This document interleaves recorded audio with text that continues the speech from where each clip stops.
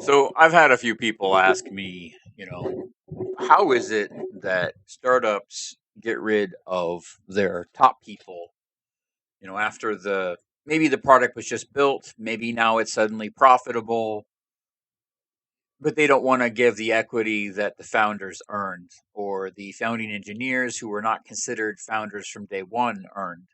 How is that legal? And I'm not a lawyer. And so I've talked to a few lawyers about this, and they've basically just all said the same thing. And you're going to want to look at this page on Wikipedia if you want to understand it more. The basic premise is that companies are allowed to fire anybody they want because the worker themselves has the ability to quit whenever they want. And so the idea there is that if you're doing really well as a startup and your founding engineer is a day away from vesting their equity, they can just fire them for no other reason than to make sure that they don't get their equity and then hire them the next day. And it's just paperwork as far as they're concerned.